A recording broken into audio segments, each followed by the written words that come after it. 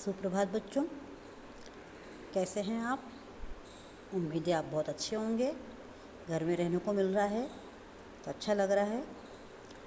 बच्चों, हमने अपना पाठ 6 बहुत हुआ कविता को समझा था, उसको पढ़ा था। उसका हमने शीर्षक बहुत हुआ क्यों रखा, क्योंकि उस कविता में तो बारिश के बारे में बात हुई है, लेकिन शीर्षक क्या है उसका, बहुत हुआ, वो क्यों रखा वो भी हमने डिस्कस किया था कि बहुत ज़्यादा बारिश हो गई है।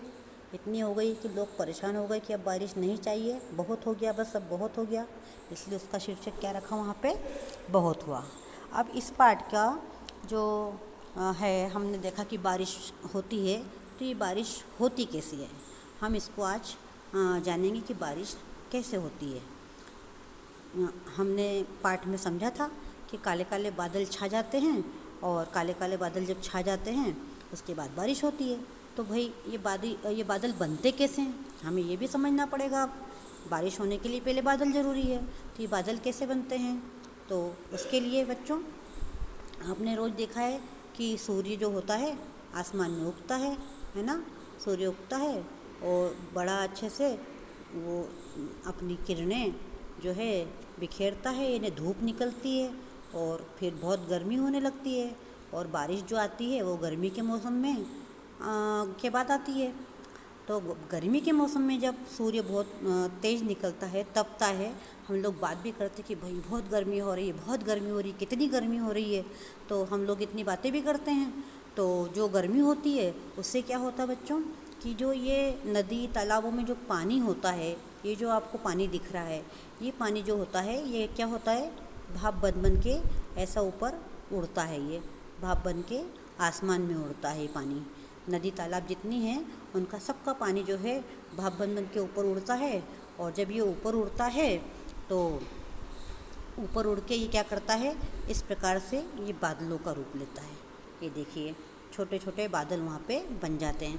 बच्चों, आपने घर में मम्मी को देखा होगा कि जब वो पानी गर्म करने के लिए पतीला जो है गैस पे रखती है, तो वो जब पानी गर्म होने लगता है अच्छा तेज, तो उस पर से भाप बन के ऊपर उड़ती हुई दिखाई देती है। या आपने चाय बनते देखा होगा, चाय भी जब बनती है तो उसकी जो भाप होती है वो ऊपर उड़ती है, तो वो भाप आपने देखी है।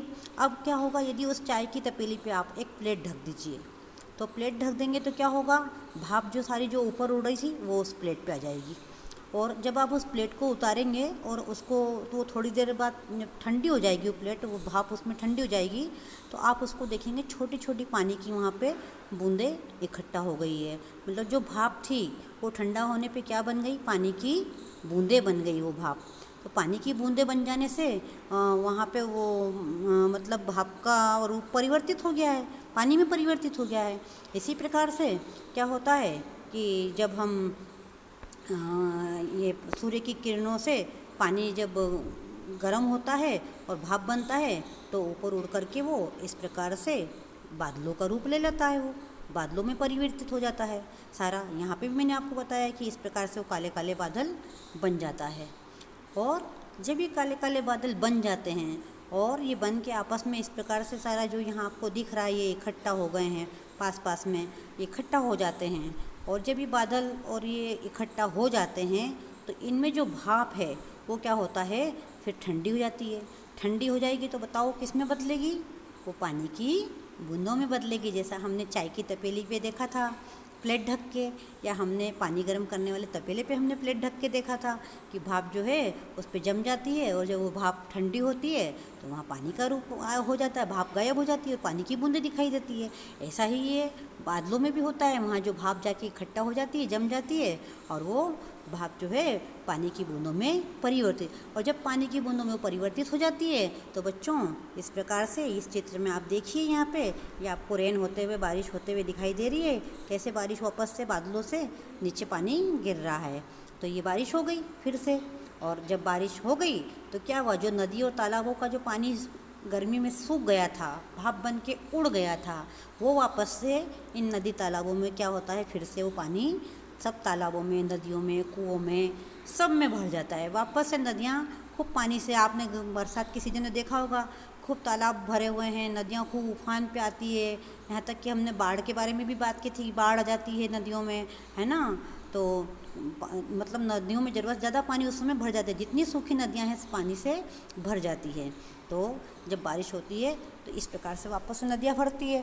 तो बच्चों जो ये प्रोसेस है, ये जो पानी का भाप बन के उड़ना, उड़ के बादल का रूप लेना, बादल का इकट्ठा होना, फिर उन भाप का ठंडा होके पानी की बूंदों में बदलना, और पानी की बूंदों का फिर बारिश के रूप में वापस ज़मीन पे या पृथ्वी पे गिरना।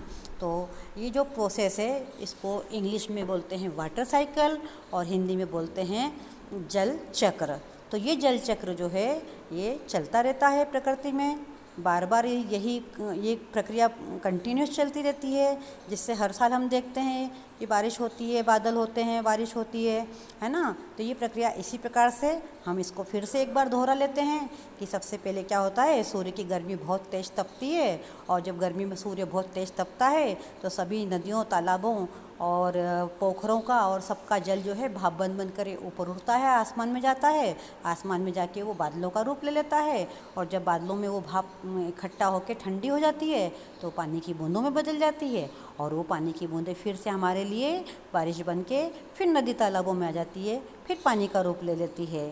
तो इसके बाद ये चक्र इसीलिए बोलते हैं इसको कि एक के बाद एक ये प्रक्रिया जो है चलती रहती है, ये साइकिल चलता रहता है। तो इस प्रकार से बादल बनते हैं, बारिश होती है। आपको बहुत अच्छे से ये जल चक्र समझ में आ गया होगा, और इसको आप फिर से 2 बार 3 बार जब आपको लगे इसको समझने की कोशिश करिएगा, और हम अगले वीडियो में फिर मिलेंगे।